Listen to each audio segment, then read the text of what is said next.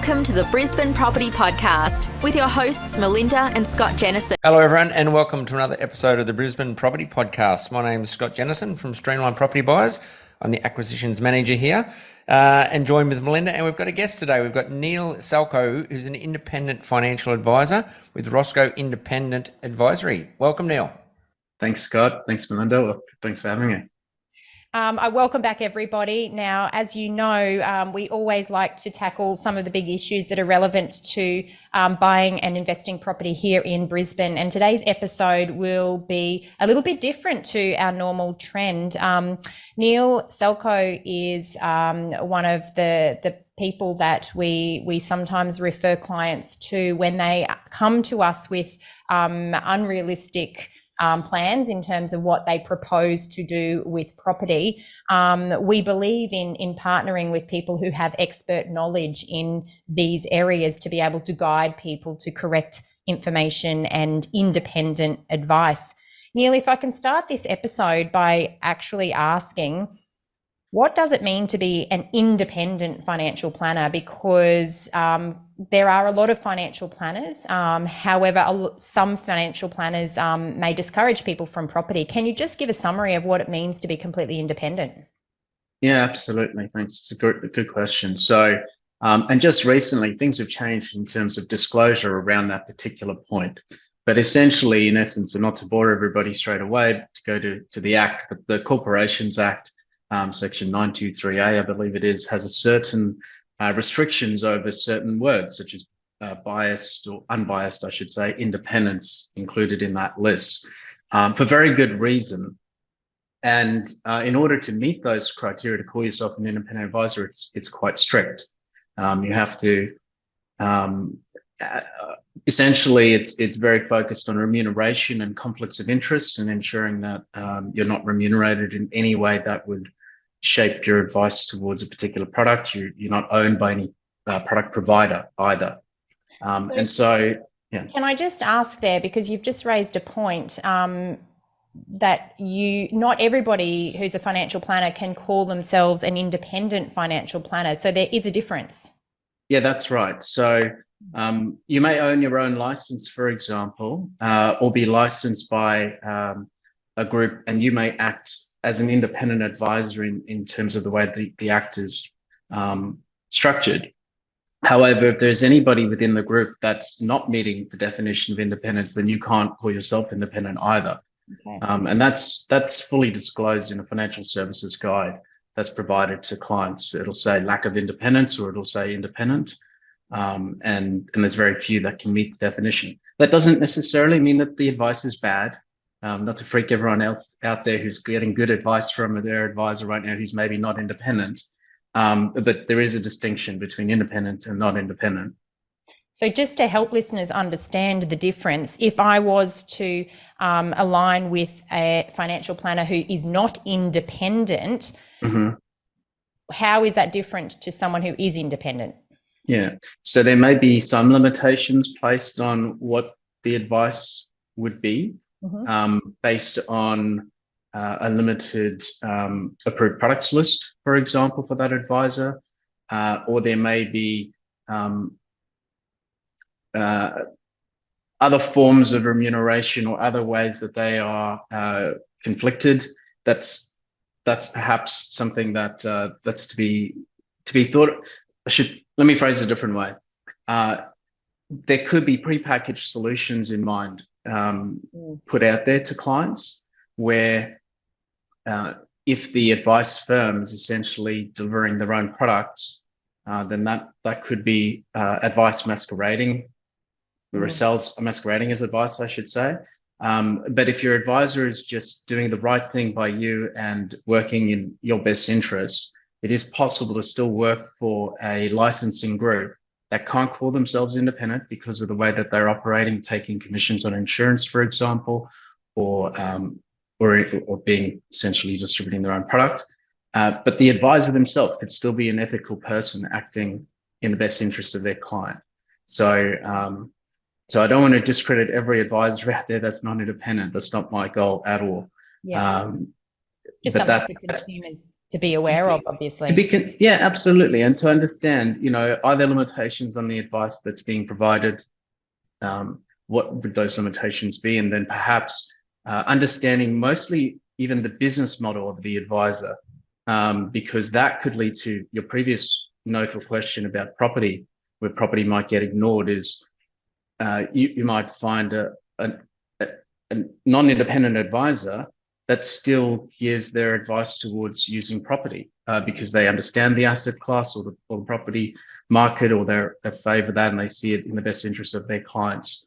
But why it happens maybe less often is the business model of the financial planning firm itself might be one which charges a percentage-based fee on funds under management. Mm-hmm. And that tends to be a disalignment then with recommending property, because it's very hard to charge a percentage-based fee on a property. Yeah, it's interesting, Neil. I mean, I know, look, you know what we think, obviously. We're very property heavy, I guess, people would say, and we might be a little bit biased towards property. But, yeah, I've spoken to financial advisors, whether it's through speaking to them directly or through network groups, and I'm sure there's so many listeners out there that will speak to and talk about financial advisors as a general, I guess. And it's interesting the way you're talking about independent to others, and obviously being selective not to say the wrong thing about all financial advisors. But it's always probably been a little bit, I don't know, maybe not as favourable, I guess, is the way that I've probably always looked at it and said, financial advisors don't seem to talk about property so much. Yet we're massive fans of property, as you know. I mean, this is our life, it's what we believe in, always have, probably always will. And different people have different sort of opinions, I guess. But it is interesting that, when you talk about the independent side of it, that it does bring in that property as well as other types of financial advice as well. Yeah, well, being independent, suddenly, the strategy matters more than the product, and the client matters more than the product, because they're the only one paying your bill at the end of the day. And we're paid by our clients for giving them good advice. And if that involves a property portfolio, because that suits their risk tolerance, that suits their goals at the end of the day, there's plenty of reasons to own property, and there's plenty of reasons not to own property. We're not going to talk about all those, don't worry. I like that you say that the client's more important than the product. I take that line out where you just said that's very important. Yeah, absolutely. And if the old model of advice essentially was backwards. It's product first, commission, salesperson, customer. And being independent, and I think even the model of any good financial planning business turns that around to go client first, trusted advisor, solutions. Yep. Neil, Scott and I have had the privilege of seeing the software that you have developed and that you use within your financial planning firm. The software includes wealth building strategies across the entire portfolio, including superannuation, shares, managed funds, other asset classes, including property as well, the family home, as well as properties purchased specifically for investment purchases. Obviously, through our inquiry and through clients that we work with, we do have a lot of people that want, and are looking for that advice around what is the next move they should make in relation to property. Should consumers turn to just anyone? Because, hey, there's a lot of people out there giving investment advice in relation to property. You can get it on YouTube, you can get it on Instagram. TikTok, I think, is also another platform where there's a lot of investment advice being thrown around when it comes to property. Help me understand your perspective on why that's happening, and the difference in the advice that you'd be giving in that regard. Yeah, absolutely. Look, I think it's important that everybody educate themselves and get their knowledge up to a certain level so you can make an informed decision. Beyond that, I turn to experts that I can trust. And I would never do brain surgery on myself. And likewise, I think if you've got somebody out there like yourselves, if it's property, who have done this 1,000 times over, and you live and breathe it, as you said, the experience for the person looking to purchase property is going to be so much better as an outcome compared to if they did it themselves for the very first time. If they followed the TikTok influencer / Instagram latest whatever trend, they could be, unfortunately, that's not really education, nor is it geared towards a tailored plan for them. It's looking at what everyone else is doing, and that's not always the best thing for you. So I think it starts with, who should they turn to first? Understanding what you're looking to achieve is the most important thing. So from our process point of view, when we're talking to clients, we start with what's important about money to them. We understand their values so that we can then connect their values and their goals to a plan that makes sense for them. So in understanding what's important to them and what they're looking to achieve, we can understand, well, what is their capacity to take on risk? What's their need to take on risk? What is their tolerance towards risk? And then where does property fit into all that? But what about other things they're looking to achieve? Family holidays, great schooling for their kids, maybe an upgrade to the family home down the track. As they, get closer to perhaps retirement, slowing down or cutting back to 3 days a week, or doing something else, second career, something else that they love, or downsizing at the end of the day. Whatever it may be, these are the big decisions that, to go a step further is once you've passed that point where you may be no longer working, is, the legacy that you perhaps want to leave, or your grandchildren and how you want to help them, and all sorts of things pop up that you don't expect and we can't really plan for when we're 30 years old, but these are the things that happen in life. You've raised a few very good points, and I've been taking some notes whilst you were talking. The first thing you said was to get educated, and I think for the consumer, the most important thing is to get educated by the right people. Make an informed decision once you've been educated by the right people. The second thing that you said is in relation to ensuring that the plan that you implement is the right plan for you based on your personal circumstances, because anything that might be talked about as a generic, one size fits all approach certainly does not apply for every person, because you must consider personal income levels, personal risk appetite, time frames, exit strategies. As you've pointed out, there's so much that goes into planning what type of property to add or what type of investment to add at any point in an investor's journey. I'm going to jump straight to a pointed question for you, Neil, because this is something we hear all the time. I want to buy 10 properties in 10 years. What do you think of that as a strategy?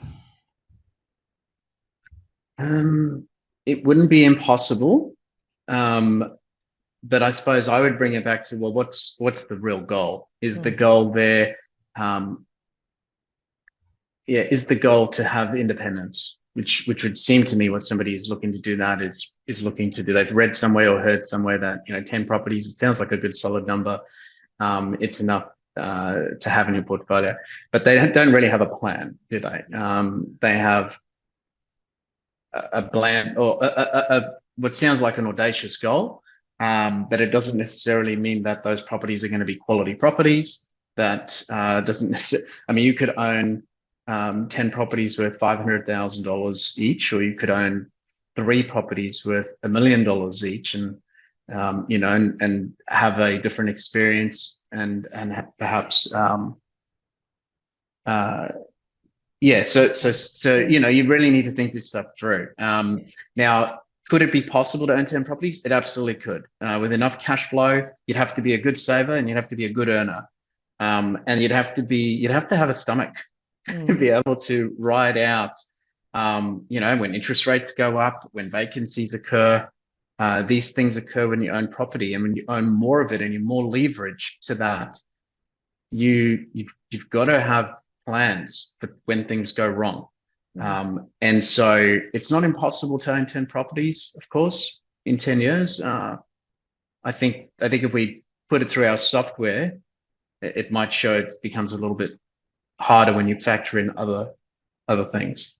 I think one other thing that I always talk about on that one, Neil, is being a builder side of things. I look at the maintenance then and say, well, do you really want 10 properties? Because then you've got 10 tenants, as opposed to, as you just said, 3 properties worth more, possibly less maintenance, probably less headaches because you've got 3 tenants you have to worry about with a property manager, as opposed to 10, because that could increase the headaches, the maintenance, the stress levels.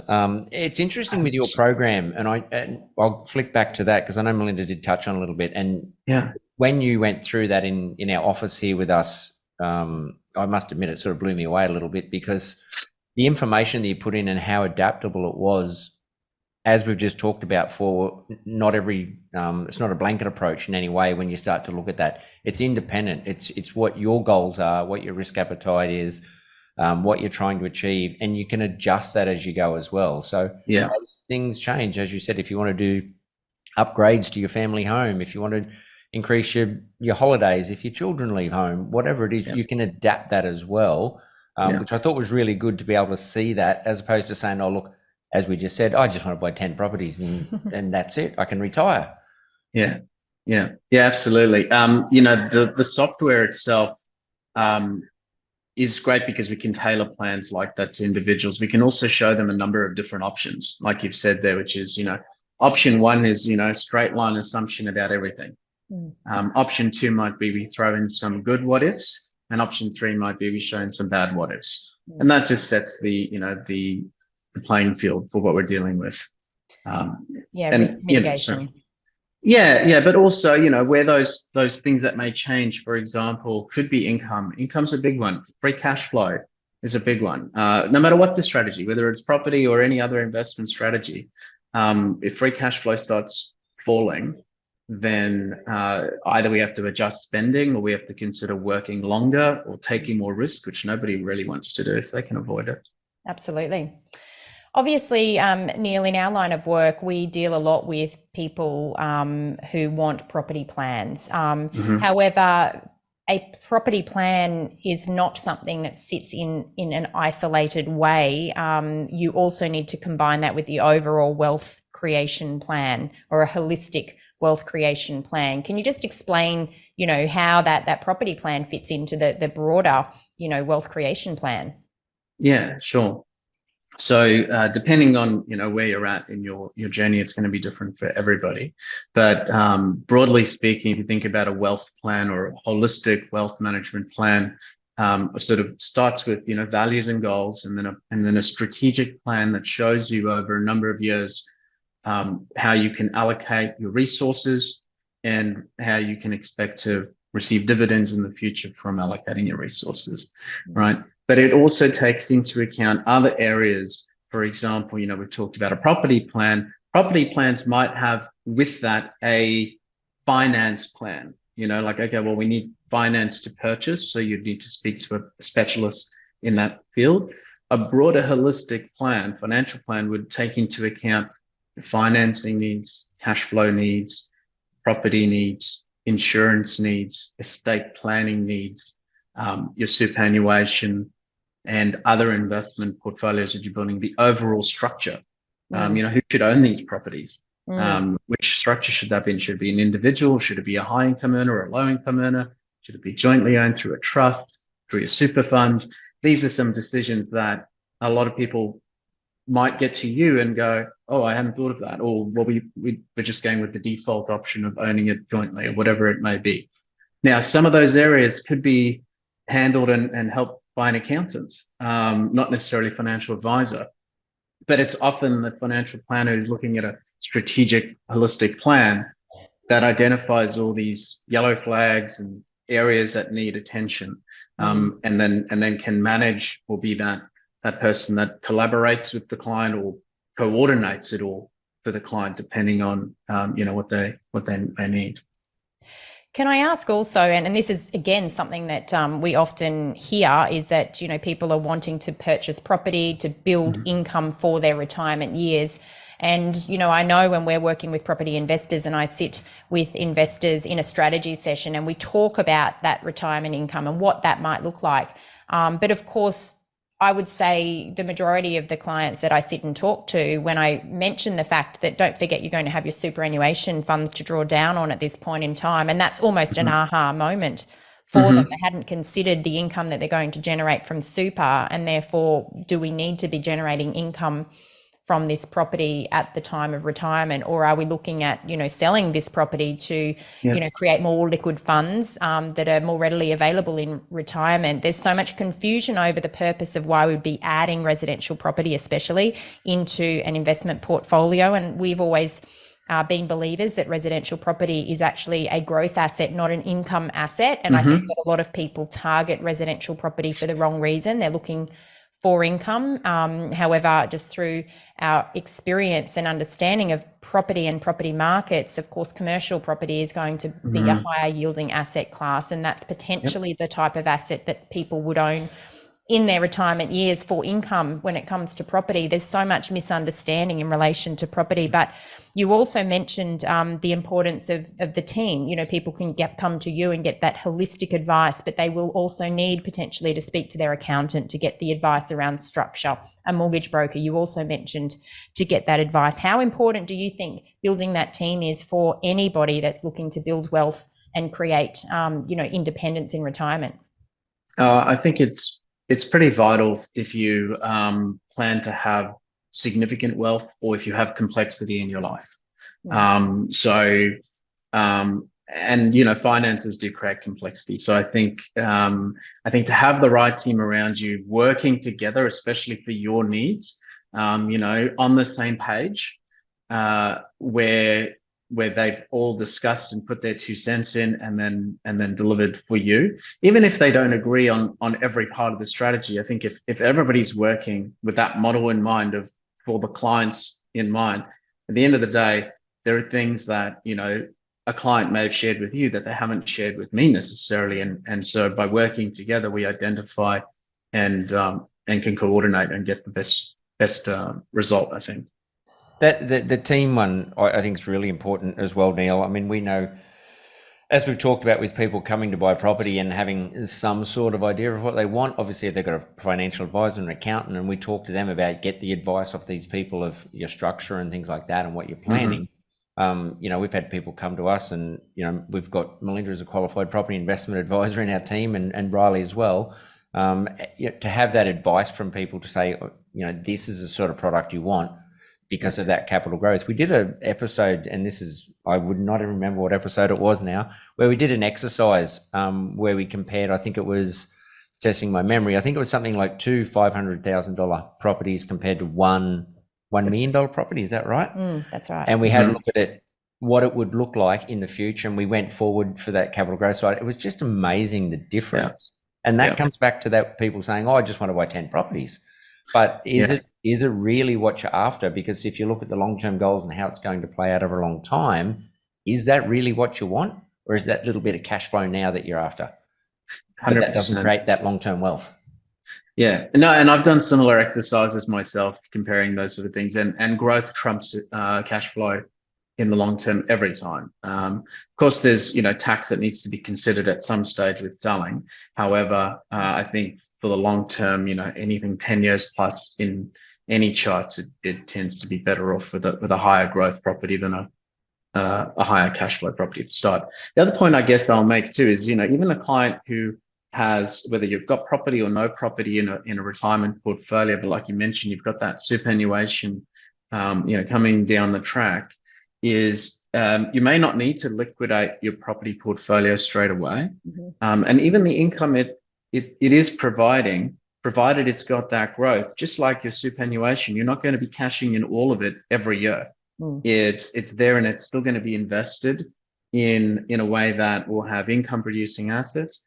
But there may be times, if you go back, you only have to go back 3 to 5 years ago, where a lot of defensive assets in people's superannuation were producing quite low returns, and the cash flow wasn't great. And so they would need to either be liquidating at that point their capital assets or those defensive assets. But that's okay. That's what they're there for. And so when they are producing enough cash flow, I mean, that's the ideal, isn't it? If you could get to a position where all of your assets are producing all the cash flow that you need to live a good life. May not be the most tax effective way to go if you don't have the leverage and all that, but that sounds pretty good to me. Yeah, absolutely. Yeah. You're paying too much tax. It means you're earning too much money. Yeah. You've raised another important point in what you've just discussed there, and that is you may not need to sell as soon as you hit retirement years because you've obviously got income coming in from other sources. So it leads me to my next question, and that is how important is a portfolio review? And I'm not just talking about property within that portfolio, but an holistic annual review around your wealth creation strategy. How important is it to keep on top of that? Oh, definitely important. So I think in terms of planning and how often we would review, with clients, and just thinking about my own personal view, if you've got, for example, I think everyone should have a 20-year plan, 20 to 25-year plan. I think that's important. You're not going to base your everyday decisions on 20-year plans, but the more you align to, beginning with the end in mind, I think that would be a good overall idea. Then I think a 10-year plan makes a lot of sense, to just know where you want to be in 10 years and really focus on that. 3-year plan tends to make a lot of sense, and a 1-year plan. And so if you've got all of those, your 10, your 3, your 1 year, then you can focus back on what the portfolio and what your overall plan and cash flow looks like, and what everything should be doing for you. And then I would bring it back to a 90-day time horizon. So, just so that it's realistic, you can achieve a lot in 90 days if you focus. The review itself depends on how complex the portfolio is, depends on how much is going on, probably between 90 days and 1 year for a proper good review, I would say. Remember, if you've got a big portfolio, 10 properties, you've got cash flow coming through the door, and you probably need to make a monthly decision about that.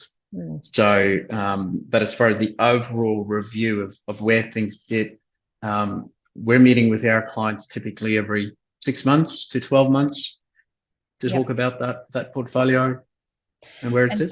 And I guess understanding from an investment perspective, what is the total income that's coming in? What is the total volume or value of expenses going out? And at the moment, especially with property, with interest rates being inconsistent for many months, they've been rising excessively, some would say. Obviously, those costs and expenses have been escalating. It's incredible when I look at our investment software, when we're looking at investment properties for clients, and we look at the cash flow position. And most properties are definitely negatively geared at the moment, and some more heavily than investors feel comfortable with. And then we can just plug in the interest rates that were just 18 months ago. And some of those properties that are heavily negatively geared now were cash flow, or rather neutrally geared back then. So it is incredible how much interest rates can change the gearing strategy on a property. So anyone that's purchased those properties for cash flow, they're going to be in a real trouble at the moment, because that strategy now perhaps is out the door, given we are in a different interest rate environment. Would you agree? Yeah, especially if they didn't account for a potential interest rate rise or other factors such as vacancy rates and holding costs and improvements down the track, all these things that should be factored into an overall property purchase. And really, I think, bringing back to your property plan, what you're purchasing there, growth matters for sure. I mean, but as a builder, Scott, you would maybe appreciate too the opportunity set with what you have as an asset.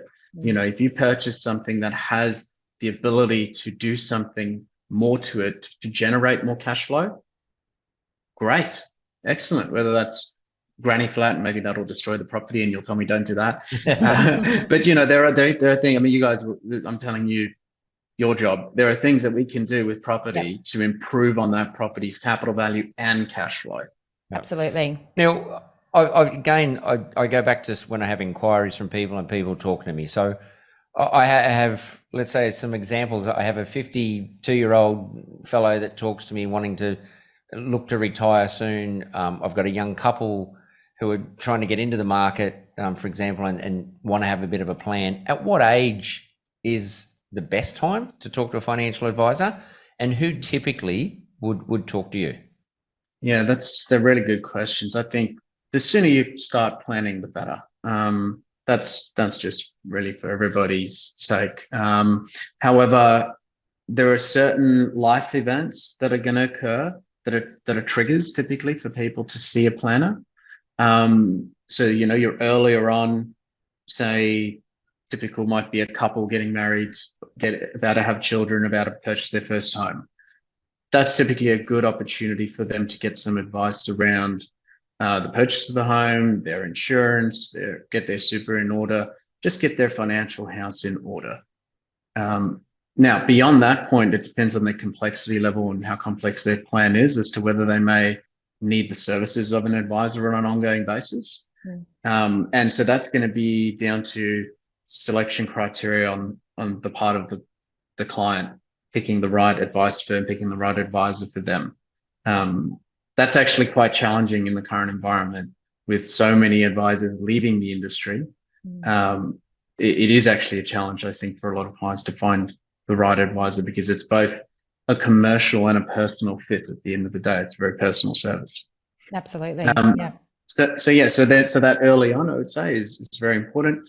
And then key other times, I think that are trigger points would be either that empty nester, where just suddenly you're noticing without the school fees and without the mortgage as being as high, etc. They just got this free cash flow, and so it's an opportunity to either do something with it or completely waste it. And so I think that's a really key time to start thinking about advice, or not start thinking about advice, to get advice and to get a plan going for your free cash flow.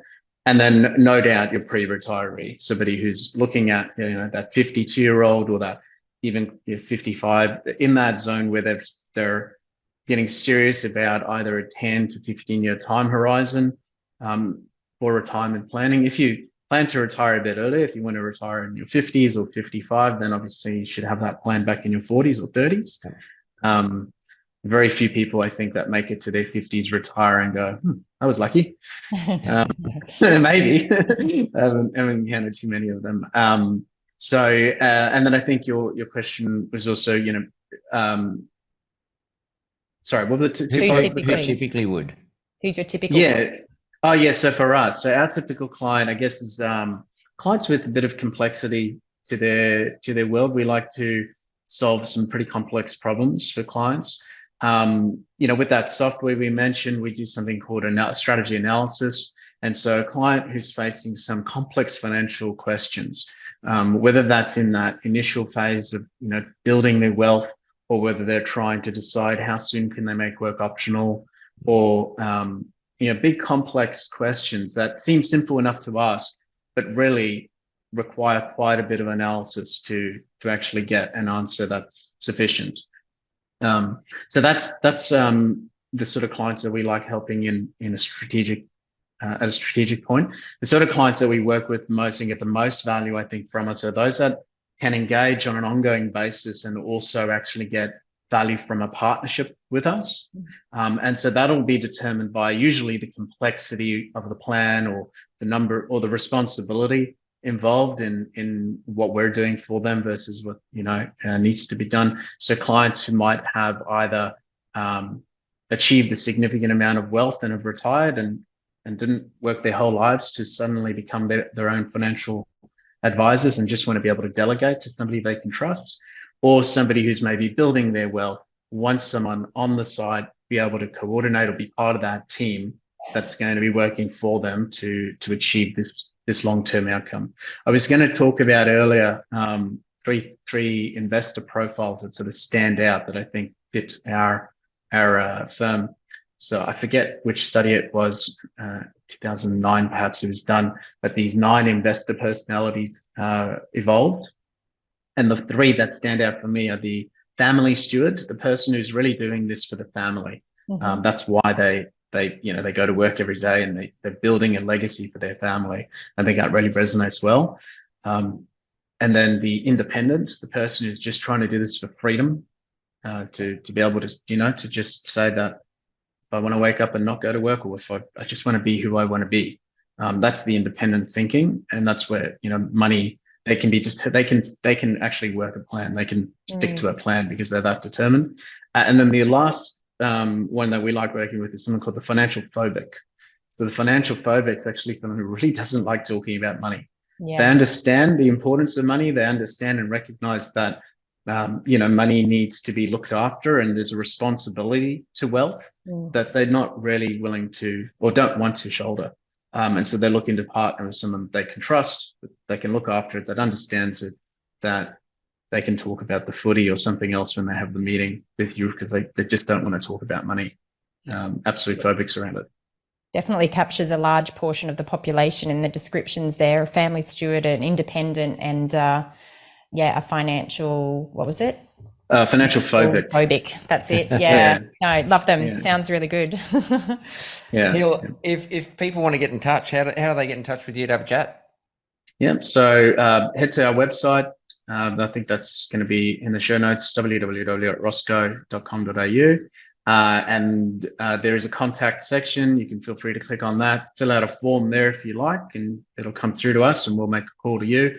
Or you can actually select a time with either our Melbourne or our Brisbane office, and that'll open up a calendar link where you can select a time to make an initial call. Yep. Sounds Cool. good. Yeah. Well, people can get in contact. Look, a few things I've written down there: planning, education, team, review, live happy and retire comfortable. That sounds like a pretty good plan. Good summary. Yeah. Neil, look, thanks very much for the chat. It's been great chatting. I'm sure people got a lot of information out of that and something to think about as well to plan ahead. So thank you very much for taking the time to have a chat to us today. We really appreciate it. I will let Melinda wrap it up and say thanks again. And until next week, that's all from me. Thanks very much for listening, and bye for now. Neil, thank you so much for your time. Really appreciate it. Thank you, Melinda. Thank you, Scott. It was great. As always, we hope you have enjoyed another episode here on the Brisbane Property Podcast. Certainly, I hope you can take away the meaning of what it is to be an independent financial planner. And now you can, decipher when you're looking to partner with someone to give holistic advice, especially if property is part of your portfolio. It's so important that you find someone that's independent. As always, if you've enjoyed this episode, please don't forget to leave us a review, share the episode with friends and family. And of course, we look forward to speaking with you again next week. Thanks for your time today. Bye for now.